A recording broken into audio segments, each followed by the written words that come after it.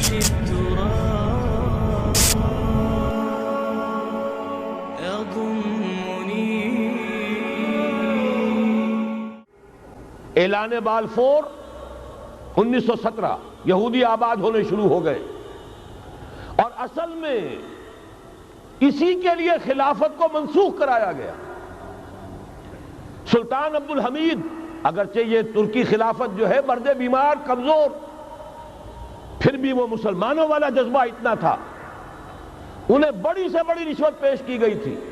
ظاہر بات ہے یہودیوں سے بڑھ کر رشوت دینے والا کون ہو سکتا، جن کے ہاں ایسے بینکر ہوں جو 40 بلین ڈالر کا ایک چیک لکھ سکیں. پھر یہ کہ ان پر سیاسی دباؤ بہت ڈالا گیا. انہوں نے جب تک خلافت عثمانیہ برقرار رہی یہودیوں کو فلسطین میں آباد ہونے کی اجازت نہیں دی، کہ جو معاہدہ کیا تھا حضرت عمر نے رضی اللہ تعالی عنہ، خلیفہ ثانی نے، خلیفہ راشد نے، ہم اس کے پابند ہیں اور ہم یہاں یہودیوں کو آباد ہونے کی اجازت نہیں دیں. لہذا انہوں نے اس خلافت ہی کا بستر طے کرایا، اس لیے کہ نہ رہے بانس نہ بجے بانسری، نہ مسلمانوں کی وحدت ملی کی کوئی علامت دنیا میں باقی رہے، اور نہ مسلمان کسی مسئلے پر جمع ہو کر کوئی موقف اختیار کر سکے. اعلان بالفور کے نتیجے میں آباد کاری شروع ہوئی. 1948 میں اسرائیل قائم ہو گیا، معجزہ ہو گیا. 1967 میں اس کی توسیع ہو گئی. اس میں ایک بات اور بھی عرض کر دوں، یہ سارا کس طور سے ہوا ہے کام؟ آپ نے زائنزم کا نام تو سنا ہے، صہیونی تحریک. خود اس کا جو بابا آدم تھا، آرڈر آف الومیناٹی، 1776 یکم مئی یہ نظام قائم کیا وائساپ نے، اور اس نظام کے تحت فری میسنری اور lodges of the great Orient قائم کیے گئے. یہ سارا ہتھ کنڈا وہ ابلیسی نظام، اس کی تفصیل ایک کینیڈین آتھر نے لکھی ہے کتاب میں، پاونز ان دی گیم، کہ یہ سارا دھندا ایک شیطانی چکر ہے، ابلیسی چال ہے.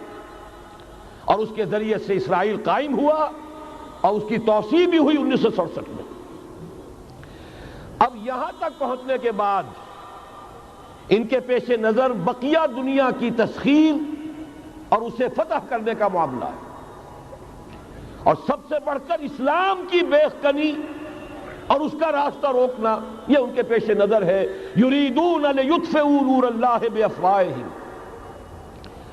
صورت اس وقت کیا ہے؟ یورپ اور امریکہ سے آپ مشرق کی طرف آئیے، پہلے عالم عرب ہے، عرب مسلم ورلڈ. مجھے یہ کہتے ہوئے سخت دکھ ہو رہا ہے، پورا عالم عرب وہ فتح کر چکے. وہ عرب ممالک کے جو اسرائیل کے ساتھ کسی میز پر بیٹھ کر گفتگو کرنے کو تیار نہیں تھے، آپ دیکھ رہے ہیں کہ لائن لگ گئی. کبھی صرف انور سادات نے ریکگنائز کیا تھا، پوری دنیا میں شور مچا تھا، اس پر لعنت ملامت ہوئی تھی. اب تو ایک ایک کر کے، وہ شاہ حسن ہو چاہے شاہ حسین ہو، اب تو وہاں سے ویزے ختم ہو رہے ہیں. سعودی عرب اور امارات، انہوں نے جو کچھ کاروباری بندشیں لگائی ہوئی تھی وہ ختم کر دی گئی، ان میں نرمی پیدا کر دی گئی. یہ صورتحال ہے کہ واقعتاً ان کی جو عالمی تسخیر کا پروگرام ہے وہ آگے بڑھ رہا ہے، اور بدقسمتی سے امت مسلمہ کا جو قلب ہے، اس امت کا قلب امیین پر مشتمل ہے. هو الذی بعث فی الامیین رسولا منہم یتلو علیہم آیاتہ ویزکیہم الی آخر الآیہ. حضور بھی امی تھے، انہی میں سے تھے صلی اللہ علیہ وسلم. لیکن آج وہ قلب جو ہے عالم اسلام کا، وہ یہودیوں کے شکنجے میں کسا جا چکا. اکثر وہاں کے جو حکمران ہیں امریکہ کے ایجنٹ ہیں، سٹوجز. یہ حالات جہاں تک عالم عرب کا تعلق ہے تلخ حقائق ہیں جو بیان کر رہا ہوں، اس لیے کہ آپ کے سامنے رہنا چاہیے. یہ جو اقبال نے کہا کہ دنیا کو ہے پھر مارکہ روح و بدن پیش، ابلیس نے پھر اپنے درندوں کو ابھارا اللہ کو پامردی مومن پہ بھروسہ، ابلیس کو یورپ کی مشینوں کا سہارا، یہ دوبارہ ایک بہت بڑے پیمانے پر حق و باطل کا گھمسان کا رنگ پڑنے والا ہے۔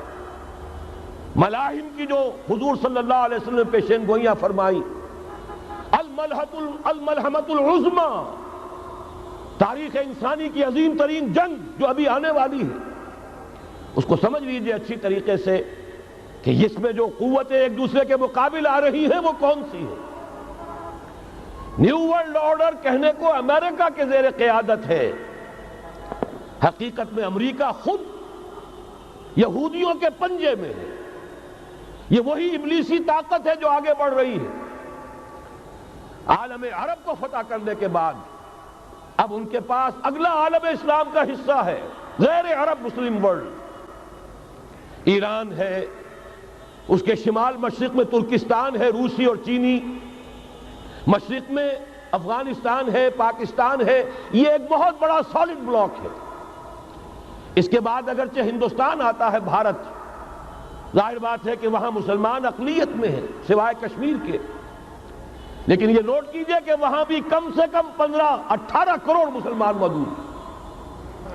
آج بھی دنیا کا سب سے بڑا ملک جس میں مسلمانوں کی تعداد اور جن کی نفری سب سے بڑھ کر ہے وہ بھارت ہے۔ اس کے بعد پھر انڈونیشیا، ملائیشیا ہے، اس سے آگے ہے پھر فار ایسٹ، ابھی انہیں فتح کرنا ہے۔ نیو ورلڈ آرڈر کا یوں سمجھئے کہ ابھی یہ ہارڈ نٹ ٹو کریک، ابھی ایک لوہے کا چنا ہے چائنا کی شکل میں موجود۔ اور مجھے یاد آ رہا ہے ڈی گال کے الفاظ بہت سے لوگوں نے سنے ہوں گے، اس نے کہا تھا کہ ہم نے خام خواہ روس کو اپنا دشمن بنا لیا ہے، وہ تو ہمارا بھائی ہے، وائٹ ریسس، وہ تو بنیادی طور پر یورپین قوم ہے۔ Beware of the yellow masses of the east, تمہیں گھبرانا چاہیے، تمہیں خبر لینی چاہیے، وہ مشرق بعید کے جو زرد رو لوگ ہیں، China, Indo China, Japan, yellow recess.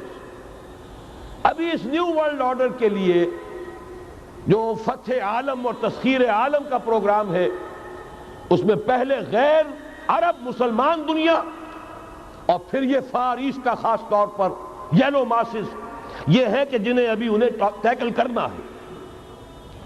اور اسی لیے میں عرض کرنا چاہتا ہوں، حقائق ہمارے سامنے رہنا چاہیے۔ بہرحال ایک طرف تو بدی کی یہ قوتیں ہیں، اس کے مقابلے میں خیر کی قوت کون سی ہے؟